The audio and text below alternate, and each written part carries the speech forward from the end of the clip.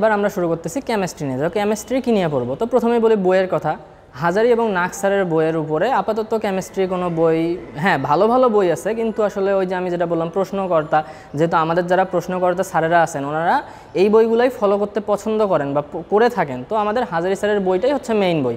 এর বাইরে ভাইয়া যদি বই না পড়ি কোনোই সমস্যা নেই, পড়তে হবে না যে ভাই আমি একটা বই পড়বো, এনাফ হাজারি এবং নাগ স্যারের বই। যারা পড়েছ অলরেডি হাজারি এবং নাগ স্যারের বই এবং চাচ্ছ একটু অ্যাডভান্স করতে, হ্যাঁ কবির স্যারের বই পড়তে পারো, জাস্ট জৈব যৌগটা পড়িও, অন্য কিছুতে এত গুরুত্বপূর্ণ কিছু পাবা না বা এক্সট্রা পাবা না। হ্যাঁ হাজারি এবং নাগ স্যারের বইটা পড়লেই এনাফ হয়ে যাচ্ছে। তো এরপরে আসি আমি কীভাবে পড়তে হবে।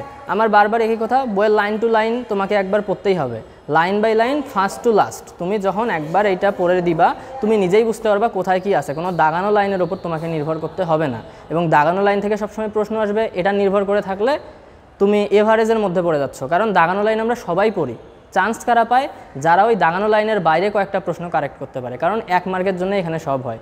তো তোমাকে একবার অবশ্যই লাইন টু লাইন পড়ে রাখতে হবে, তাহলেই তুমি বুঝবা আসলে কোনটা দাগানো লাইনের জন্য গুরুত্বপূর্ণ আর কোনটা এর বাইরেও গুরুত্বপূর্ণ আছে। তো এটা শেষ করার পরে তুমি কি করবা? কেমিস্ট্রি যেহেতু তথ্য নির্ভর, তো এইখানে তো আর তোমাকে সূত্র মুখস্থ করতে হচ্ছে না, তো বইটা বারবার পড়তে হবে, কারণ এইখানে কিছুটা আছে মুখস্থ আবার কিছুটা আছে ম্যাথমেটিক্যাল টার্ম। আমরা ম্যাথমেটিক্যালে একটু পরে আসতেছি, আমরা একদম সেগমেন্ট করে দেবো ম্যাথমেটিক্সের জন্য। এবং আমাদের যে মুখস্থ নির্ভর বা আমাদের তথ্য নির্ভর আছে, যেমন আমাদের মৌলের পর্যায়বৃত্ত ধর্ম অধ্যায়টা দিয়ে যদি উদাহরণ দেই, পুরোটাই তথ্য নির্ভর অধ্যায়। তো এই ধরনের অধ্যায় তোমরা পড়তে গেলে কখনোই তোমরা একবার পড়ে মনে রাখতে পারবা না, এটা আমিও পারিনি, তোমরাও পারবা না, এবং যারা সিনিয়র আছেন তারাও বারবার পড়েছেন জন্যই এত ভালো করেছেন তারা। তো তোমাদেরকে প্রথমেই এই জন্য কী করতে হবে, এই অধ্যায়গুলো বারবার পড়তে হবে। এই জন্য যারা আগে লাইন টু লাইন পড়েছো এখন তারা জানছো যে কোথায় তোমাদের মেইন টপিক আছে, সেইখান থেকে জাস্ট পড়ে নিবা, ঠিক আছে। এবং হাজারি এবং নাগ স্যারের বইয়ের পিছনে অনুশীলনীতে প্রচুর পরিমাণে প্রশ্ন দেওয়া আছে। কেউ যদি সব কিছু সলভ করতে পারো এনাফ, প্রশ্ন ব্যাংক দরকার, কিন্তু প্রশ্ন ব্যাংকের চেয়েও হাজারি এবং নাগ স্যারের বইয়ের পিছনের অনুশীলনী এমসিকিউগুলো খুবই গুরুত্বপূর্ণ। হ্যাঁ কিছু নৈবেত্তিকের উত্তর ভুল দেওয়া থাকে, এটা নিয়ে আমাদের একটু মতবিভেদ যেটাকে বলে আছে। তো এক্ষেত্রে তোমরা কি করবা, তোমরা সঠিকটাই দাগাবা, যেটা তুমি কনসেপ্ট থেকে জেনেছো। সবসময় অনুশীলনীর উত্তর নিতে হবে এর মানে নাই, কারণ এখন অন্যান্য বইয়ে সঠিক উত্তরগুলো দিচ্ছে এবং আমাদের স্যাররাও এখন আমাদের সঠিক উত্তরটাই নিচ্ছেন, কারণ তারাও আর আগের মতো করতেছেন না। আর বর্তমানে একটা চেঞ্জ হয়ে গেছে দেশের সব কিছুতেই, জানতেছো। তো তোমরা সবসময় সঠিক উত্তরটাকেই প্রিফার করবা, এটাই আমার পরামর্শ থাকবে। তো এটা গেল হচ্ছে বইটা কীভাবে পড়বা। এবার আসি ম্যাথমেটিক্যাল টার্ম। ম্যাথমেটিক্যাল টার্মে অনেকেই বলে যে রসায়নে কোনো ম্যাথ করা লাগে না, ভুল কথা। প্রতি বছরই রসায়ন থেকে একটা নির্দিষ্ট পরিমাণে ম্যাথ এসে থাকে। 25টার মধ্যে 5টা ম্যাথ দেওয়া কোনো ফ্যাক্টই না, এবং অনেক সুন্দর ম্যাথ আছে, যেমন তোমরা হ্যান্ডারসল এবং হেসেলবার্গের সমীকরণ থেকে করতে পারো, ঠিক আছে। এইটা থেকে ম্যাথ আসাটা কোনো অস্বাভাবিক না, কারণ এটা কোনো কঠিন সূত্র না, জাস্ট এক লাইনের সূত্র। এখানে একটা রেশিও আছে, রেশিওটা অনেক সহজ, এটা তোমাদেরকে প্র্যাকটিস করতেই হবে। এরপরে যদি দ্বিতীয়তে যাই, আমাদের পরিবেশ রসায়ন আছে, যেখানে বয়েলের সূত্র, চার্লসের সূত্র, চাপীয় সূত্র, অ্যাভোগাড্রো সূত্র এবং আরও কিছু সূত্র আছে। এগুলার 1 লাইন বা 2 লাইনেই ম্যাথ করা যায়, এগুলো শিখে রাখতে হবে, যেটা আমাদের ফিজিক্সের আদর্শ গ্যাসের সাথে সম্পর্কিত। এরপরে আসে হচ্ছে তৃতীয় অধ্যায়। ভাইয়া পরিমাণগত তো মেডিকেলের জন্য লাগে না, পুরাই একটা ফাউল কথা।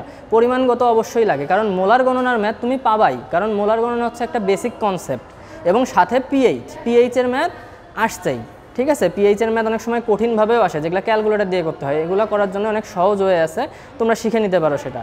এর বাইরে আর ম্যাথ সেভাবে করা লাগে না। হ্যাঁ করতে পারো নান্স সমীকরণ থেকেও মাঝে মাঝে দিয়ে দেয়, এবং ওই অধ্যায়ে কিছু সমীকরণ আছে, যেমন আমাদের ফ্যারাডের একটা সূত্র আছে না, ছোটো একটা সূত্র, ওইখান থেকেও কিন্তু ম্যাথ চলে আসে। তো তোমরা যদি এই কয়েকটা টাইপের ম্যাথ করে যাও, আমি আশা করি এর বাইরে কোনো সেই রকম কঠিন ম্যাথ দেওয়ার কথা না, বা দিলেও সেটা সবার জন্য একটু টাফ হয়ে যাবে, যারা এক্সট্রাঅর্ডিনারি ভালো করতে পারবা বা যাদের ইঞ্জিনিয়ারিং প্রিপারেশন তারা ভালো করবা।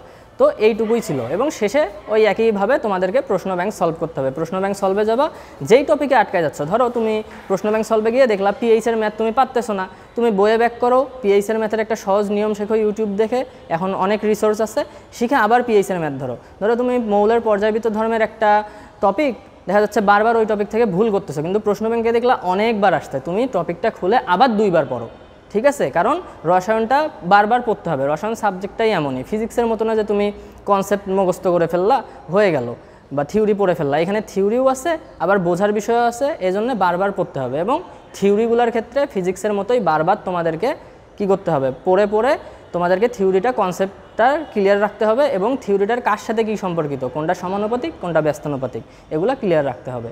যদি এভাবে পড়তে পারো 3 ধাপে, প্রথমে বই লাইন টু লাইন, সেকেন্ডলি হচ্ছে আমাদের অনুশীলনীর প্রশ্ন সলভ, এবং থার্ডে ম্যাথমেটিক্যাল টার্মগুলো যেগুলো বললাম, এবং সর্বশেষ প্রশ্ন ব্যাংক সলভ। তাহলে আশা করি তোমার কেমিস্ট্রি অন্তত একটা বেস্ট প্রিপারেশন হয়ে যাবে মেডিকেল অ্যাডমিশনের জন্য। পাশাপাশি যখন তোমরা ম্যাথ টার্ম করতেছো, তোমরা ভার্সিটির জন্যও এক ধাপ এগিয়ে যাচ্ছ, যারা আর কি ভাগ্যে তাদের সহায় থাকবে না। ঠিক আছে, তো আজকের জন্য এতটুকুই। ভালো থাকো। ভবিষ্যতে কোনো প্রশ্ন থাকলে আবার বলতে পারো আমাদের কমেন্ট সেকশনে। ধন্যবাদ সকলকে।